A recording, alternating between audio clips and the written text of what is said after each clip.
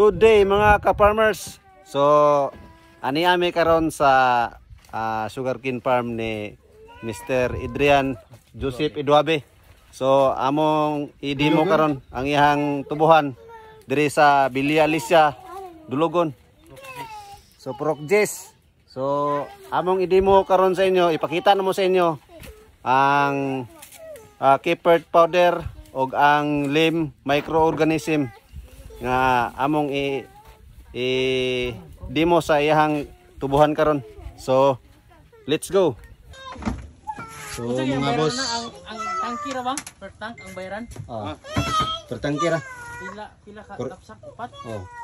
Imang urea puli ina to nimo. Meron siya. So karon mga boss, mo na atong chemicals mga boss, manag-mix. So na sa sprayer. So wala, ready to spray na. So magsugod na sila karon mga boss. So ingan niyon rang proseso mga boss ha.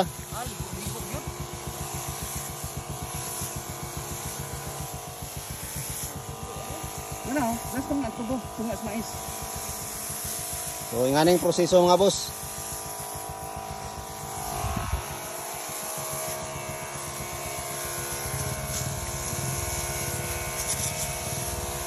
Dahil gyud ko ulit puro break, maturo ko na.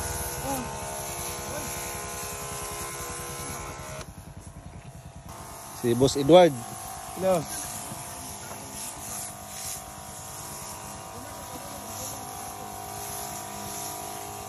So dali ra kayo mga boss.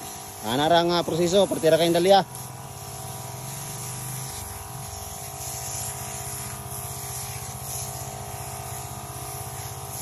Kasi lagi ako ning ulit tubo kay nagaturok pa man iban ani.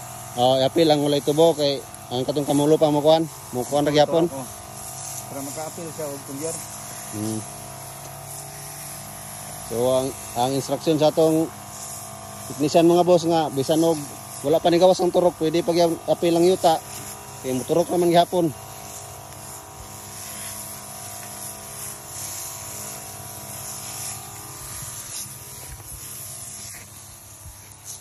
Nga na ragid ka simple mga boss, dali ra kayo.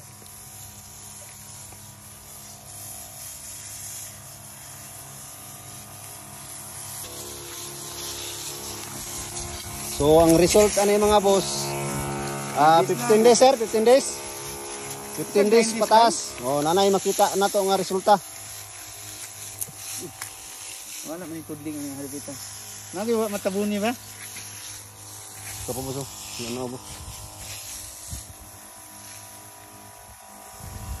Duha naman na katudling. So karon mga boss, i-testing po na mo sa mais. I-demoan ta mo sa mais.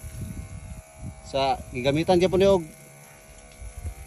Keepert powder, potassium humate with Lim microorganism.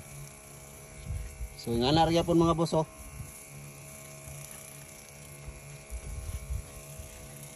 So dili lang ni sa tubo, sa mais, tanan nga produkto.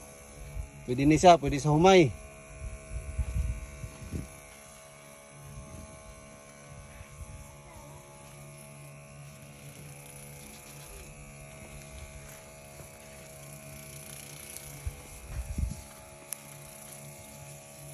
Nanay tubig ni udlot.